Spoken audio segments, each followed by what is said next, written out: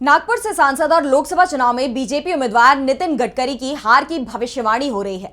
महाराष्ट्र की सभी सीटों पर वोटिंग हो चुकी है और नागपुर, जहां से गडकरी बीजेपी के उम्मीदवार हैं, वहां पहले ही चरण में 19 अप्रैल को वोट डाले जा चुके हैं और दावा किया जा रहा है कि इस बार गडकरी मुश्किल में है। वोटिंग के बाद यह साफ नहीं हो पाया है कि इस बार यह सीट किसके हक में जाएगी। कांटे की टक्कर बताई जा रही है और अब कहा जा रहा है कि गडकरी के सामने जो मुश्किल आई है उसमें दिल्ली की भी हिस्सेदारी है। शिवसेना यूबीटी सांसद संजय राउत ने बड़ा खुलासा किया है। उन्होंने दावा किया है कि बीजेपी के नेताओं ने ही गडकरी को हरवाने के लिए अपनी पूरी ताकत लगा दी। पीएम नरेंद्र मोदी, केंद्रीय गृह मंत्री अमित शाह और महाराष्ट्र के डिप्टी सीएम देवेंद्र फडणवीस ने गडकरी को हरवाने में कोई कमी नहीं रहने दी। उन्होंने अपनी पूरी ताकत गडकरी को हराने में झोंक दी। सबसे पहले तो गडकरी को बीजेपी उम्मीदवारों की पहली सूची में जगह नहीं दी गई। ऐसा पहली बार हुआ था कि नितिन गडकरी का नाम पहली सूची में शामिल नहीं था। दावे तो उनके टिकट कटने के भी हो रहे थे, लेकिन बाद में आरएसएस के हस्तक्षेप से गडकरी को टिकट मिल पाया। लेकिन गडकरी इस बार चुनाव जीत नहीं पाएंगे। पहला तो इस बार शिवसेना गडकरी के खिलाफ है और दूसरा, आधी बीजेपी उन्हें चुनाव हराने में जुटी रही। राउत से जब यह सवाल किया गया कि फडणवीस तो गडकरी का प्रचार कर रहे थे, तो उन्होंने जवाब दिया कि बीजेपी नेताओं की पूरी ताकत झोंकने के बावजूद गडकरी मुकाबले से बाहर नहीं हो पाए और इस कारण से सिर्फ दिखावे के लिए फडणवीस उनके प्रचार में शामिल हुए। फडणवीस ने गडकरी का प्रचार मन से नहीं किया। राउत ने कहा कि आरएसएस के लोग तो खुलकर ये बात कह रहे हैं कि नागपुर में गडकरी को हराने के लिए फडणवीस ने खुलकर बोला है। फडणवीस ने गडकरी की हार के लिए हर तरह की साजो सामान मुहैया कराया है।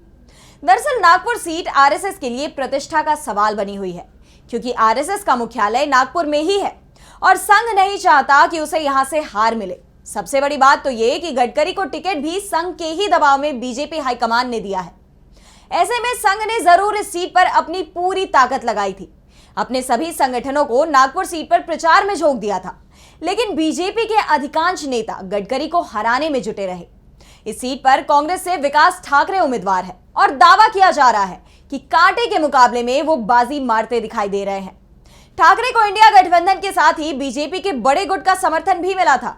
वैसे 4 जून को मतगणना होना है और इसी दिन ये साफ हो जाएगा कि नागपुर में जीत किसकी होगी।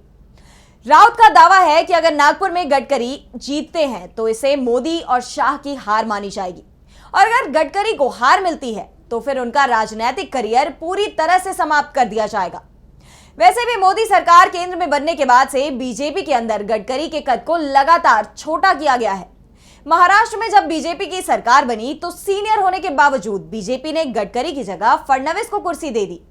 बाद में गडकरी को बीजेपी के संसदीय बोर्ड और चुनाव समिति से भी निकाल दिया गया।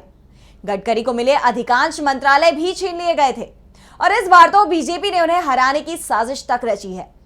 वैसे संजय राउत ने यह जरूर कहा है कि गडकरी अभी मुकाबले से बाहर नहीं है, लेकिन मोदी जरूर मुकाबले से बाहर जाते दिखाई दे रहे हैं।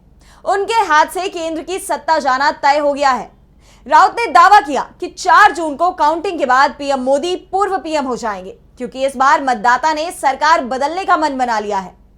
मोदी सरकार 4 जून को चली जाएगी और इंडिया गठबंधन की सरकार बनेगी। देश में इस समय मोदी सरकार के खिलाफ जबरदस्त गुस्सा दिखाई दे रहा है, जो वोटिंग के दौरान दिखाई दिया है। मतदाताओं ने इंडिया के पक्ष में वोटिंग की है। इंडिया गठबंधन पूर्ण बहुमत के साथ सरकार बनाने जा रहा है, यानी अपने ही दल के नेताओं को हराने की कोशिश में जुटे बीजेपी हाईकमान को देश की जनता बड़ा झटका देने को तैयार है। वैसे आपको बता दें कि अभी देश में 57 सीटों पर वोटिंग होनी है। 1 जून को इन सीटों पर वोट डाले जाएंगे और 4 जून को 542 सीटों पर काउंटिंग की जाएगी। एक सीट गुजरात के सूरत में बीजेपी निर्विरोध चुनाव जीत चुकी है।